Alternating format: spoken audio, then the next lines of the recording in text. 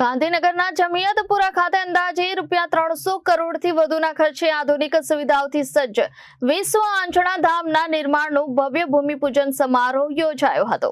આ પ્રસંગે ગુજરાત વિધાનસભા અધ્યક્ષ અને બનાસ ડેરીના ચેરમેન શ્રી શંકરભાઈ ચૌધરી, બાસ્પ સ્વામિનારાયણ સંસ્થાના પૂજ્ય શ્રી જ્ઞાનવત્સલ સ્વામી, સરદાર ધામના પ્રમુખ સેવક શ્રી ગગજીભાઈ સુતરિયા, દાતાશ્રીઓ તથા આંજણા ચૌધરી સમાજના આગેવાનો મોટી સંખ્યામાં ઉપસ્થિત રહ્યા હતા। વિધાનસભા અધ્યક્ષ શ્રી શંકરભાઈ ચૌધરીએ જણાવ્યું હતું કે ભવિષ્યની પેઢીને શિક્ષણ, સંગઠન અને સંસ્કારની ભેટ આપવાનું આ વિરાટ કાર્ય છે। સમાજમાં સક્ષમ વર્ગે આગળ આવી પાછળ રહેલા વર્ગના ઉત્કર્ષ માટે પહેલ કરવી જરૂરી છે। માત્ર નાણાંનું નહીં પરંતુ સમયનું દાન પણ સંસ્થાના નિર્માણમાં એટલું જ મહત્વપૂર્ણ છે। તેમણે ઉમેર્યું હતું કે સાચું રોકાણ યુવા શક્તિના ટેલેન્ટ અને સ્કિલ ડેવલપમેન્ટમાં કરવું જોઈએ। આર્થિક ઉપાર્જન સાથે સંસ્કાર, આધ્યાત્મિકતા અને ગર્ભ સંસ્કાર પર પણ ભાર મૂકવો જરૂરી છે। યુવાનોને કોઈ પણ પ્રકારના વ્યસનોથી દૂર રહેવા પણ અનુરોધ કર્યો હતો। આ પ્રસંગે પૂજ્ય શ્રી જ્ઞાનવત્સલ સ્વામીએ આશીર્વચન આપતા જણાવ્યું હતું કે વિશ્વ આંજણા ધામ માત્ર એક ઇમારત નથી પરંતુ શિક્ષણ, સેવા અને સંસ્કારનો સમન્વય છે। સંસ્થાના નિર્માણ માટે સંગઠન અને સમર્પણ અનિવાર્ય છે। સંસ્થાના નિર્માણ માટે ઝેર ખાઈને પણ સંપ રાખવો એવું બોધ આપતા તેમણે માન, સન્માન અને મોટપની લાલસાથી દૂર રહી નિષ્ઠાપૂર્વક કાર્ય કરવા જણાવ્યું હતું। વિદ્યાર્થીઓને સંબોધતા સ્વામીજીએ અભ્યાસમાં નિષ્ઠા, મજબૂત નિર્ણય શક્તિ અને સોશિયલ મીડિયાના મર્યાદિત ઉપયોગ પર ભાર મૂક્યો હતો। શિક્ષકોને 40+5 ફોર્મ્યુલા દ્વારા વિદ્યાર્થીઓમાં સંસ્કાર સિંચન કરવાનો સંદેશ આપ્યો હતો।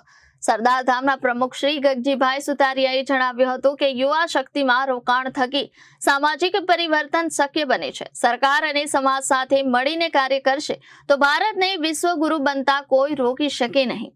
વિશ્વ આંજણા ધામના પ્રમુખ શ્રી મણિભાઈ ચૌધરીએ જણાવ્યું હતું કે વિશ્વ આંજણા ધામ એક બિલ્ડિંગ નહીં પરંતુ સેવા, સંસ્કાર અને શિક્ષણનો સંગમ છે। આ પ્રસંગે વિશ્વ આંજણા ધામના મહામંત્રી શ્રી અમિતભાઈ ચૌધરી, મંત્રી શ્રી નાગશ્રીભાઈ ચૌધરી સહિત સમાજના અનેક દાતાશ્રીઓ અને આગેવાનો મોટી સંખ્યામાં ઉપસ્થિત રહ્યા હતા।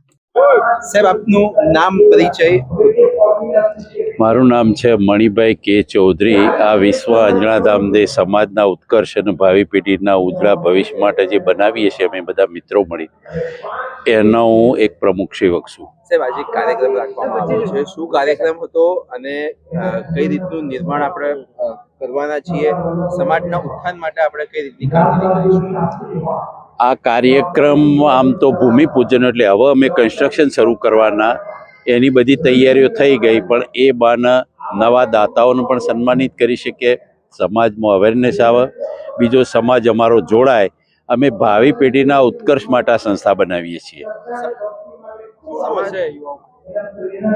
યુવાઓ માટે એમને પગભર કરવા માટે પોતે આવકની રીતે આ 21મી સદીમાં પોતે કઈ રીતે સક્ષમ બની શકે, બીજા સમાજો સાથે જોડાઈ શકે, દરેક ક્ષેત્રમાં આ યુવાનો જોડાય એના માટેનું skill development classes, library, sports, કોઈ પણ એમના વિકાસમાં જે જરૂરિયાત હોય, આર્થિક, ફોરેન ભણવા જવાબ, દરેકનો અહીંથી રસ્તો મળે એવા આયોજન સાથે અમે એક સંસ્થાનું નિર્માણ કરીએ છીએ। આ સંસ્થા સંકુલનું આપણે નિર્માણ કરી રહ્યા છે।